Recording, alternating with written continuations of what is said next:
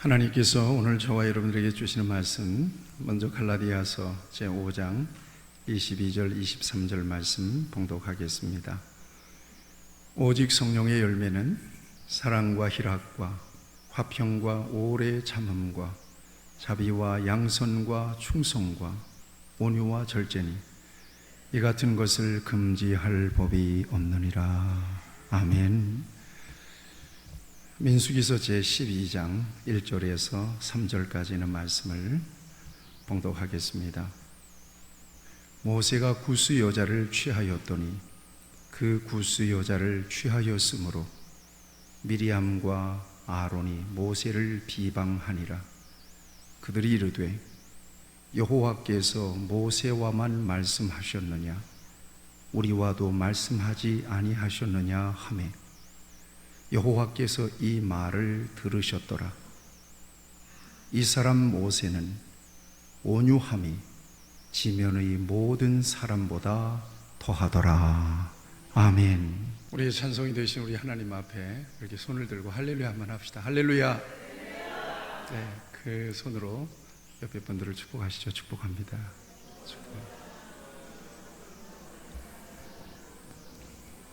축복을 많이 했으면 좋겠습니다. 당신은 가장 존귀하신 분이십니다. 축복해 주세요.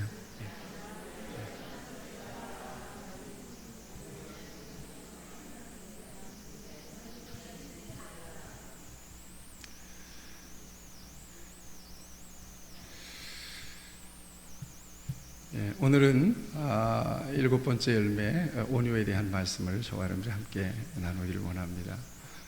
이렇게 많이 알려진 이야기입니다만 노자와 창상의 이야기가 먼저 떠올랐습니다. 노자는 중국의 유명한 학자입니다. 그의 스승은 창상이라는 사람입니다. 그 창상에게서 굉장한 영향을 받았습니다. 그런데 세월이 지나서 그의 스승 창상이 나이 많이 늙어서 이제 곧 죽게 생겼습니다. 그래서 노자는 창상이 죽기 전에 스승님에게 가서 뭔가 고귀한 교훈을 한 번 더 받기를 원해서 스승을 찾아갔습니다. 스승님, 이제 이 세상을 떠나시기 전에 저에게 고귀한 가르침을 주세요. 그랬는데 많이 창상이 노자를 쳐다봅니다. 아무 말 없이 저에게 소중한 교훈을 주세요. 가르침을 주세요. 계속해서 그랬는데 창상이 입을 딱 벌리고 무엇이 보이느냐 그래요. 이빨이 보이느냐 그래요. 예, 보입니다. 혀는 보이느냐?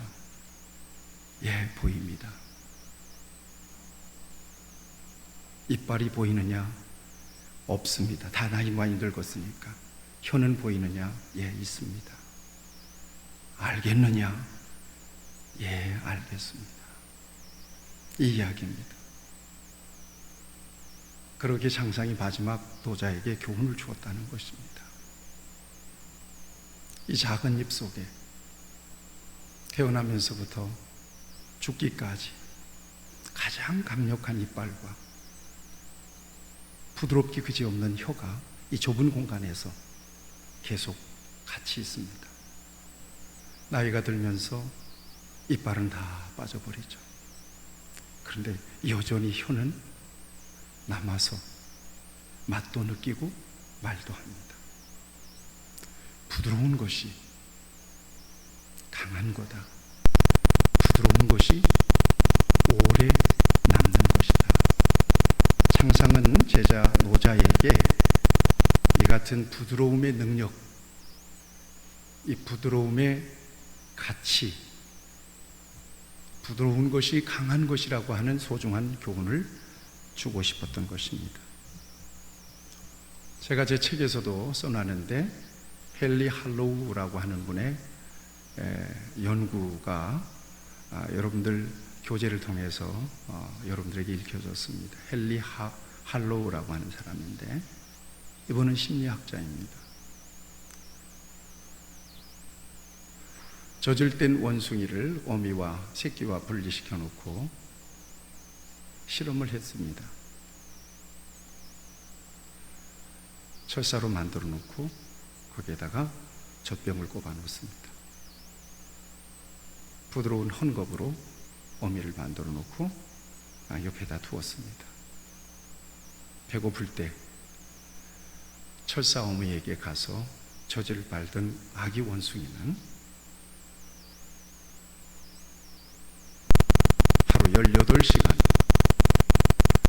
부드러운 헝겊천으로 된 어미 원숭이의 품에 안겨 있더라.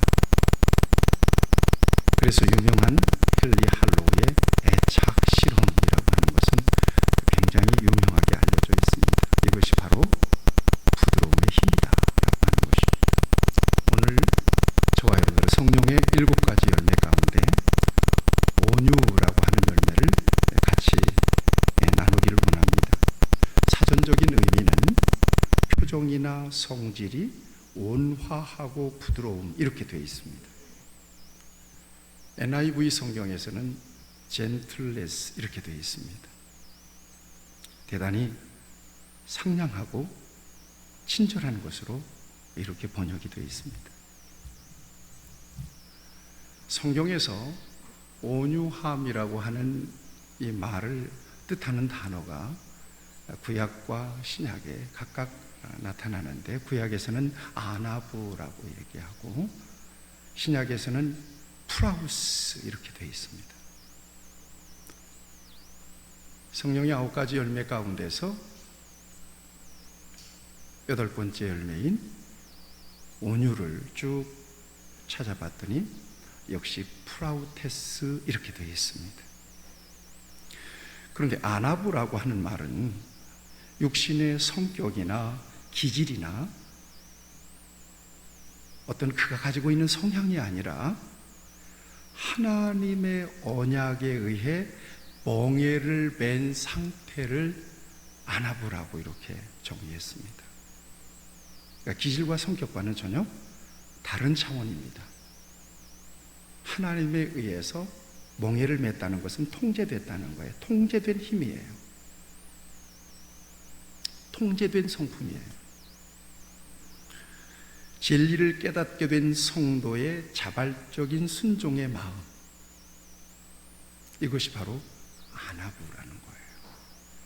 진리를 깨닫게 된 예수 그리스도를 내 중심에 모셔드리고 성령의 내주하심 안에서 살아가는 사람들이 그 은혜에 통제된 그런 마음을 아나부라고 이렇게 해석해 놓았습니다. 한마디로 믿음으로 통제된 마음입니다. 사람이 타고 다니는 말은 굉장한 힘이 있습니다. 자동차를 마력으로 이렇게 비유할 만큼 힘이 있어요. 그렇지만 사람은 그것을 이용합니다. 말을 통제합니다. 제갈을 물려서 제갈로 통제합니다. 그 엄청난 힘이 이 제갈에 의해서 통제됩니다. 우리가 타고 다니는 자동차도 가속 페달을 밟으면 100km, 200km 계속 질주할 수 있는 힘을 가졌습니다. 그런데 브레이크를 통해서 그 힘을 제어합니다. 바로 그 같은 상태. 기질이 없는 게 아니에요. 성질이 없는 게 아니에요. 감정이 없는 게 아니에요.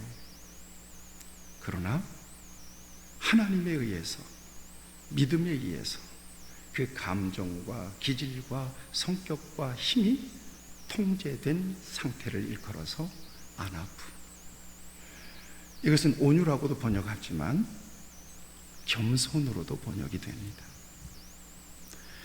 그리고 신약에서 사용된 이 온유는 이 프라우스라고 하는 단어인데 겸손, 온유, 온순이라는 의미가 있습니다.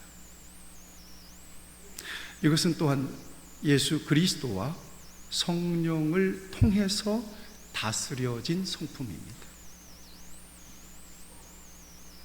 원래 사람이 가지고 있는 기질과는 상관이 없습니다. 내 안에 주님을 모심으로써 성령을 모심으로써 그 주님과 성령에 의해서 통제된 그런 마음을 프라우스라고 이렇게 해석해 놨습니다. 그러니까 아나부나 프라우스라고 하는 말은 단순히 조용하고 온순한 성품으로 무엇이든지 다 받아주는 그런 성품이 아닙니다. 분명한 기준이 있습니다. 그 누군가를 제압할 수 있는 힘이 있습니다. 능력이 있습니다. 논리가 있습니다.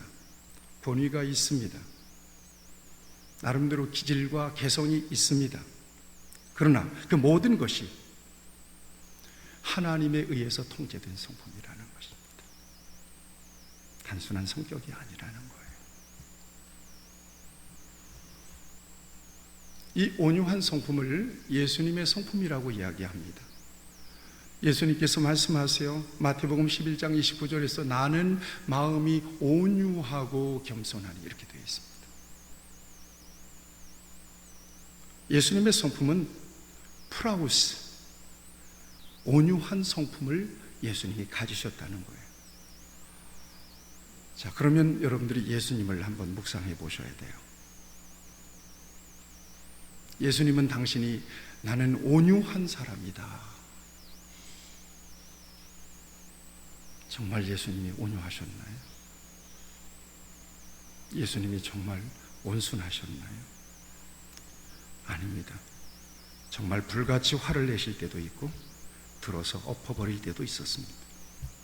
어마어마한 분노를 표출할 때도 있었으며 화 있을진저 이 독사의 자식들아 회칠한 무덤 같으니 저주를 퍼부으실 때도 있었습니다. 예수님의 기질 때문이었을까요? 예수님의 혈기 때문이었을까요? 어떤 이해관계 때문이었을까요?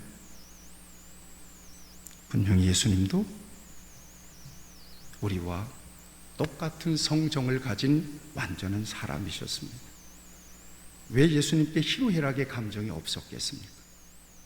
그러나 온유하신 예수님의 그 같은 모습은 하나님께 대한 믿음을 저버린 죄인들에 대한 안타까움의 표출이었다는 사실을 오늘 우리는 받아들입니다. 이름하여 거룩한 분노였다는 것입니다. 그럼에도 불구하고 예수님은 하나님의 뜻을 받들어서 십자가를 향하여 묵묵히 걸어가십니다. 이게 바로 프라우스입니다. 당신을 이 땅에 보내신 하나님의 목적을 이해하고 그대로 받아들입니다. 겟세마니 동산에서 나의 원대로 마옵시고 아버지의 원대로 되기를 바랍니다. 십자가의 고난을 받아들입니다. 이게 프라우스입니다. 거부할 수도 있었습니다. 이걸 내가 꼭 마셔야 되는 겁니까? 그리고 기꺼이 십자가를 지심으로써 하나님의 구원의 뜻을 이루십니다. 이것이 바로 온유라고 하는 것입니다. 분명히 내 뜻대로 할 수 있었습니다. 그러나 하나님의 뜻에 의해서, 하나님의 의지에 의해서 나의 뜻이 통제가 되었습니다. 분명히 내 감정을 따라 할 수 있었습니다. 그러나 하나님의 뜻에 의해서, 하나님의 의지에 의해서 나의 감정이 붙잡혀서 통제되었습니다. 그래서 복종할 수가 있었습니다. 이것이 바로 아나부요, 이것이 바로 프라우스입니다. 단순히 조용하고 묵묵하고 빌빌대는 성품이 아니라는 것입니다. 분명하고도 확실한 능력과 기질과 목표와 자기의 주관이 있음에도 불구하고 하나님에 의해서 그 힘이 통제돼서 하나님의 의지에 복종될 수 있는 성품이 바로 프라우스라고 하는 것입니다. 이 같은 예수님의 성품을 빌립보서에서는 다음과 같이 증거하십니다. 그는 근본 하나님의 본체시나 하나님과 동등됨을 취할 것으로 여기지 아니하시고 오히려 자기를 비워 종의 형체를 가지사 사람들과 같이 되셨고 사람의 모양으로 나타나사 자기를 낮추시고 죽기까지 복종하셨으니 곧 십자가에 죽으십니다. 오히려 자기를 비워 헤노시스 한 거예요. 하나님의 뜻에 의해서 하나님의 구원 계획을 이루시기 위하여 자기를 비웠다는 것입니다. 그리고 하나님의 구원 역사에 하나님의 구원하시고자 하시는 의지에 자신의 의지와 자신의 삶과 자신의 주관과 자신의 모든 기질을 다 복종할 수가 있었던 것입니다. 이것이 바로 온유라고 성경은 가르칩니다. 그래서 성령이 들어오시면 성령에 의해서 그 성품과 기질이 통제됩니다. 예수님을 중심으로 진정으로 모신 사람은 그 성품과 그 기질이 통제되게 돼 있습니다. 힘이 없어서가 아닙니다. 능력이 없어서가 아닙니다. 하나님의 뜻에 복종하는 것이 바로 믿음이기 때문에 그렇습니다. 제네바에서 종교개혁을 성공적으로 이끌었던 요한 칼빈의 이야기입니다. 그는 28살에 기독교 강요, 세계적인 대작인 기독교 강요를 저술했을 만큼 어마어마한 학부열이 대단한 사람이었습니다. 그런데 그래서 학자가 되고 싶었습니다. 그런데 그의 친한 친구 윌리엄 페넬이라고 하는 사람이 제네바에 있었는데 그가 이태리에서 스트라스부르크로 가는 길에 잠시 이 페넬을 만나기 위해서 제네바를 들릅니다. 그랬더니 이 페넬이 칼빈에게 여기에서 개혁을 일으키는 일을 위하여 힘을 합하자고 얘기합니다. 그는 학자가 되고 싶었어요. 그런데 여기서 개혁을 함께 힘을 합해서 만들어 보자. 그런데 가만히 생각해 보니까 하나님은 페넬을 통해서 나를 부르시지 않나 그런 마음이 오는 거예요. 그래서 제네바에 머물면서 함께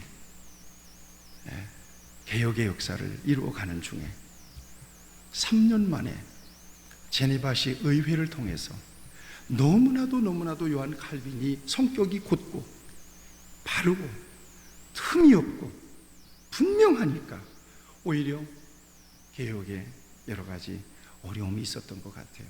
그래서 제네바시 의회에서 요한 칼빈을 추방시켜버리고 말아요.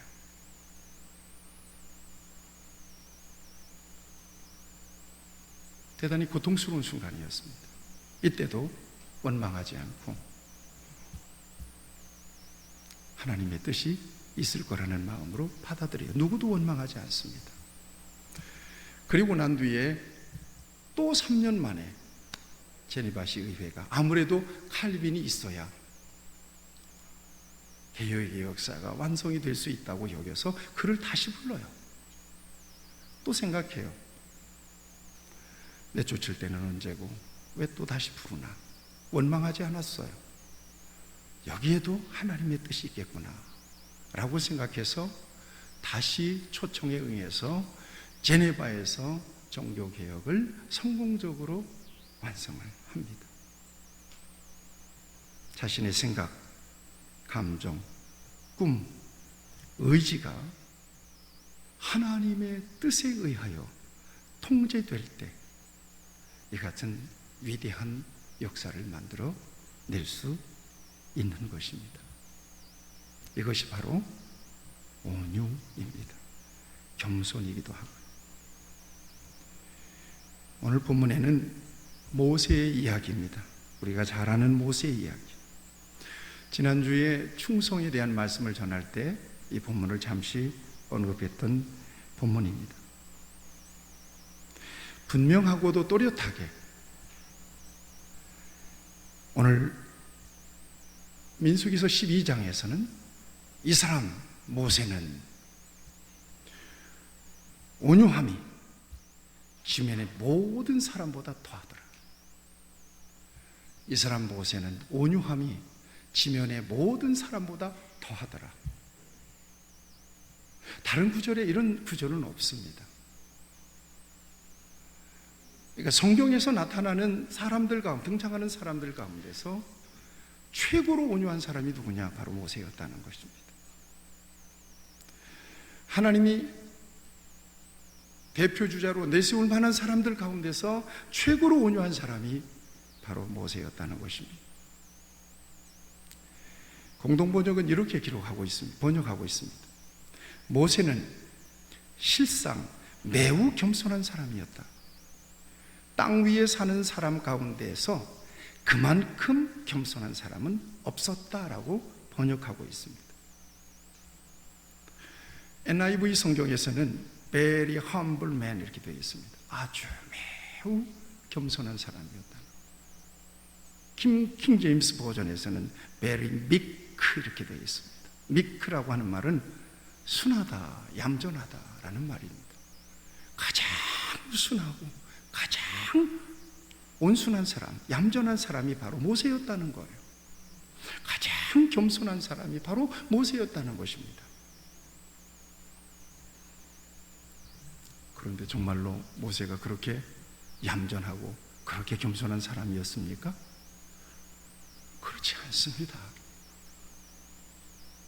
그는 성질이 불같은 사람이었어요. 그는 불의를 보면 견딜 수가 없었던 사람이었어요. 그는 심지어 하나님이 직접 제작해 주시고 기록해 놓으신 십계명 돌판을 그냥 패대기 쳐가지고 깨뜨렸던 사람. 고라 자손들이 모세를 원망하고 도전할 때 그는 심히 노하여 하나님 앞에 저주를 퍼붓습니다. 하나님, 절대로 저들의 재물과 헌물을 받지 마십시오. 여기에 무슨 온유가 있습니까? 우리가 잘 아는 대로 신광야에서 백성들이 목이 말라서 원망할 때 하나님은 모세를 불러서, 야, 백성들이 목을 마르니 반석에게 명해서, 저 돌에게 바위에 명령해서 물이 나게 해서 백성들을 마시게 해라. 분명히 그 말씀을 듣고 반석 앞에 섰는데 도저히 저 사람들의 원망을 어떻게 삭힐 수가 없는 거예요. 그래서 지팡이를 들어서 우리가 잘 아는 대로 2번이나 아마 이렇게 때리지 않았을 것입니다. 그냥 치면서 우리가 너희를 위하여 물을 내랴. 그리고 어마어마한 분노와 혈기를 냈던 이런 역사를 우리는 보게 됩니다. 어찌 그 모습이 진정으로 온유라고 말할 수 있으며, 어찌 그 같은 성격과 자기 통제를 못하는 그 사람이 어떻게 성경의 온유의 대표주자가 될 수가 있느냐는 거예요. 어떻게 하나님은 그를, 이 사람 모세는 지상의 모든 사람보다 그 온유함이 제일이다, 최고다 라고 말할 수 있겠느냐는 것입니다.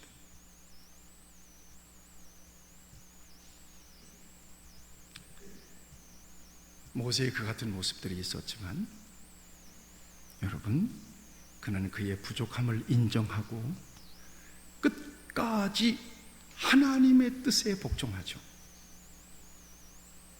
그만두려고 하지 않았어요.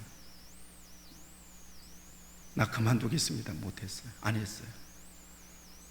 오히려 백성들이 하나님을 원망하고 하나님께서 끝내려고 할 때 하나님의 진노의 손을 붙잡고 이러시면 안 됩니다. 우리가 어떻게 여기까지 왔는데 하나님의 명예 때문에, 이름 때문에 이러면 안 됩니다. 그리고 하나님을 말렸던 사람이고,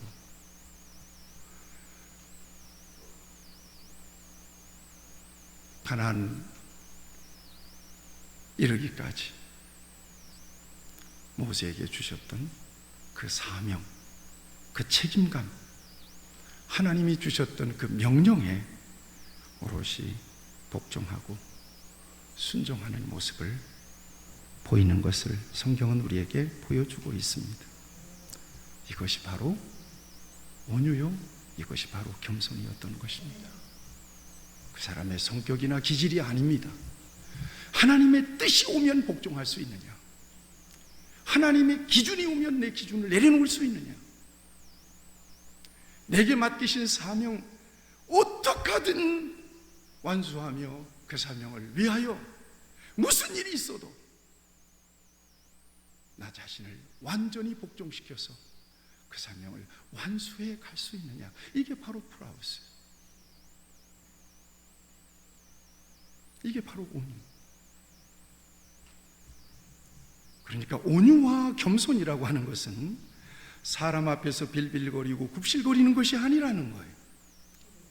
하나님께 대하여 어떤 태도를 보이느냐 하는 것이 바로 진정한 온유라고 하는 것입니다. 하나님의 뜻 앞에서 결코 타협없고 하나님의 뜻 앞에서 완전하게 복종되는 것이 바로 온유요 겸손이라는 것입니다. 여러분, 오늘도 상황을 보십시오. 모세가 아내가 죽었습니다. 십보라. 얼마나 허전하고 힘들었겠어요. 시간이 조금 지난 뒤에 모세가 첩을 얻었습니다. 이게 구스 여인이에요. 원어에서는 쿠쉬 이렇게 되어 있습니다. 이 쿠쉬라고 하는 말을 에티오피아 여자였다는 거예요. 피부도 가무잡잡하고 이방 여자예요.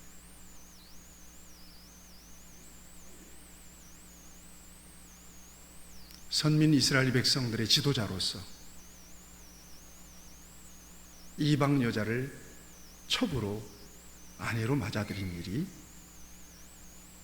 노이 미리암과 형 아론에게는 달갑지 않고 좋지 않게 보였던 것입니다. 그래서 그를 비방했다 이렇게 되어 있습니다. NIV 성경에서 보면 began to 이렇게 되어 있습니다. 비방하기를 시작했다는 거예요. Talk against Moses 이렇게 되어 있습니다. 무슨 얘기고 하면 단 한 번의 비방으로 끝난 게 아니었다는 거예요. 지속적으로 소위 잔소리를 늘어놓듯이 계속해서 비방했다는 거예요. 계속해서 수군댔다는 거예요. 여러분, 좋은 말도 굳은 말도 여러 번 들으면 지겹습니다. 하물며 비방하는 소리를 여러 번 듣는다면 그 마음이 불편해질 수밖에 없어요. 그것도 다른 사람도 아니고 자기 누이예요. 미리암이 어떤 사람이에요? 자기가 이렇게 갈상자에 나일강에 이렇게 흘러갈 때 누이 미리암이 모세를 쫓아가잖아요. 그래서 바로 공주가 모세 이 갈상자 바구니를 건졌을 때 얼른 가서 유모 자기 어머니를 소개해서 어머니 품에서 모세가 자라도록 했던 은인이에요. 형은 누구예요? 하나님께서 불렀을 때 모세가 80세, 3살 위에요. 말도 잘하고 변사예요. 모세를 도와서 바로에서 가서 이렇게 모세를 대신해서 말했던 사람이에요. 모세의 협력자로 세웠어요.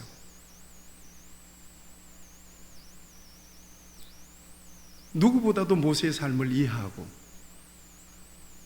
지도자의 삶을 이렇게 바라보고 협력했어야 될 사람이, 누군가라도 수군거리고 그러면 막아줬어야 될 사람이 모세를 비방하는 거예요. 한두 번이 아니에요. 계속적으로 공격하는 거예요. 뿐만 아니라 급기야는 오늘 성경 2절에서 말씀하셨느라 여호와께서 모세와만 말씀하셨느냐 우리와도 말씀하시지 아니하셨느냐 하면서 모세의 지도력까지를 도전합니다. 이렇게 비방을 받고도, 끊임없이 공격을 받고도 그는 조용했습니다. 기질적으로 보면 입 다물고 가만히 있을 상황이 아닙니다. 평소 같았으면 오히려 그들을 심하게 내몰고 비판할 수도 있었을 것입니다. 불만스럽게 따지기라도 했을 것입니다. 그러나 잠잠합니다. 전혀 요동하지 않습니다. 어떻게 그럴 수 있었을까? 저는 이 대목에서 묵상을 해봤습니다. 그가 도량이 넓어서가 아니고 인격 수양이 아주 잘된 사람이어서가 아닙니다.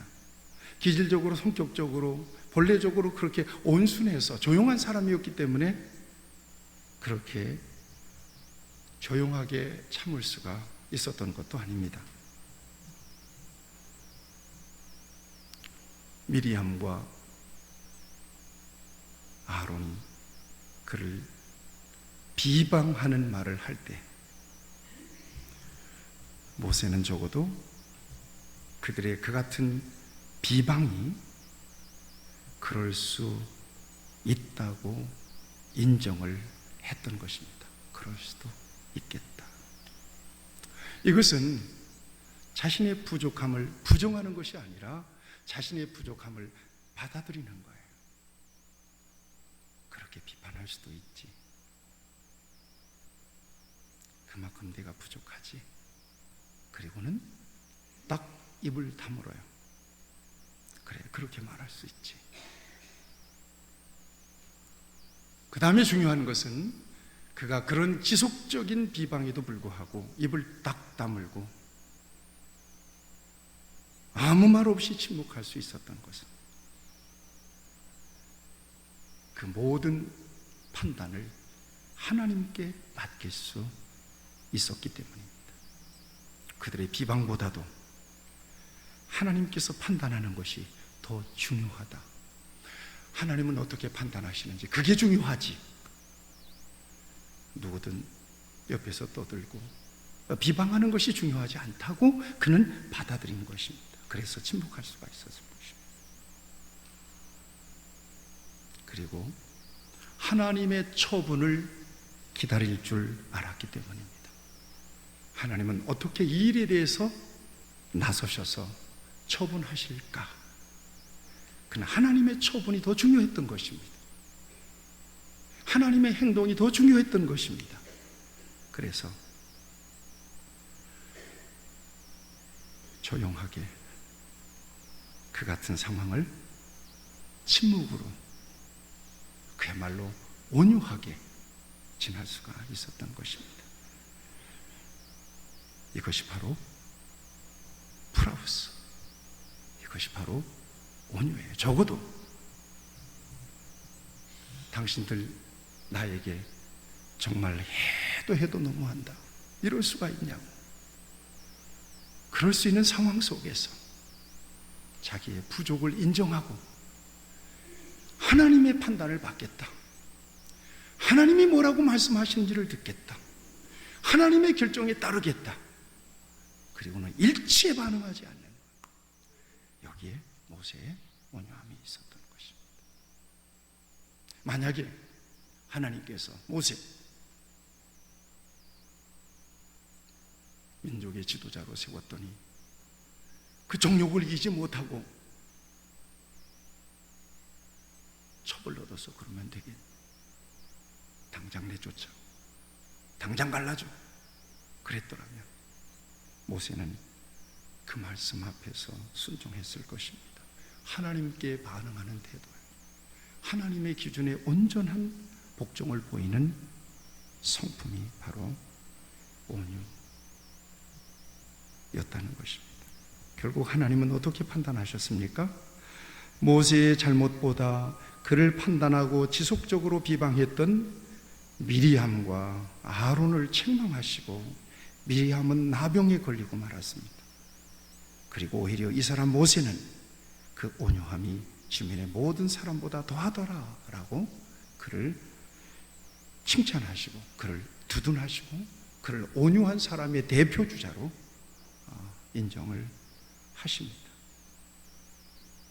아픔과 슬픔과 억울함을 하나님을 바라보며 반응하는 태도, 이것이 바로 온유라고 하는 것입니다. 하나님의 같은 사람을 사용하시고 이 같은 사람에게 복을 주십니다. 예수님의 팔복은 영적인 복입니다. 그런데 유일하게 땅을 언급한 복이 있습니다. 그 복을 받을 사람이 바로 온유한 사람이다. 땅의 복까지 받을 수 있는 사람이 온유한 사람이다. 온유한 자는 복이 있나니 그들이 땅을 기업으로 받을 것이니, 이 땅은 하늘로도 해석할 수가 있겠지만 이 세상에서 살아가는 동안에 하나님께서 허락하시는 자원들을 의미하기도 합니다. 시편 37편 11절 말씀에서도 오직 온유한 자는 땅을 차지하며 풍부한 화평으로 즐기리로다, 이렇게 말씀하고 있습니다. 오늘 우리 빈내리 교회 성도들에게 이 같은 온유의 열매가 가득하기를 축복합니다. 기도하시겠습니다.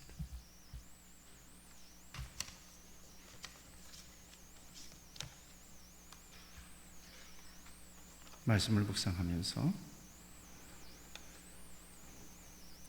성격을 바꾸는 것은 어렵습니다. 그러나 하나님께서 내게 말씀하실 때, 내 안에서 우리 주님께서 명령하실 때 하나님의 말씀, 그 하나님의 의지, 나를 향하신 하나님의 뜻에 내 모든 성향과 기질과 성품과 욕심과 사심을 완전히 복종시키고 오직 하나님께만 반응하는 그 같은 성품이 바로 온유요 겸손입니다. 이 같은 자들에게 하나님은 복을 주시고 이 같은 사람들을 하나님은 사용하십니다. 별별 말을 다 할 수 있습니다. 별별 마음을 다 가질 수 있습니다. 그렇지만 그것이 진정 하나님이 원하시는 마음인지, 하나님이 기뻐하시는 말인지를 분명하게 분별하고 하나님 편에서 하나님의 기준에, 하나님의 판단에 온전히 맡겨서 말하고 맡겨서 행동하고 그렇게 살아가는 그런 삶을 우리 하나님은 원하시고 계십니다. 오늘 우리가 그렇게 되기를 바랍니다.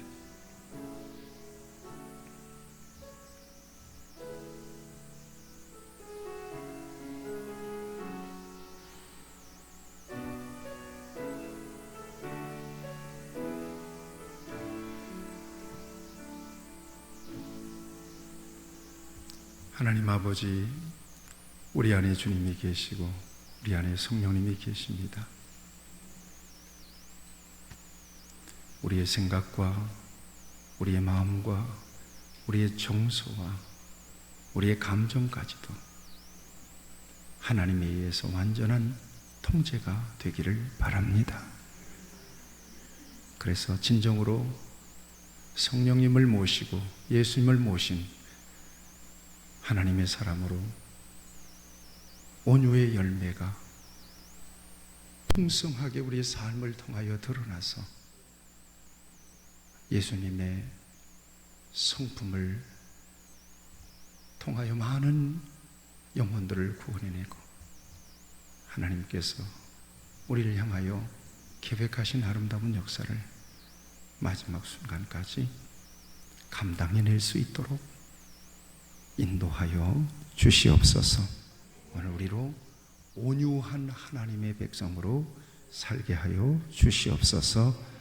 예수님의 이름으로 기도하옵나이다. 아멘.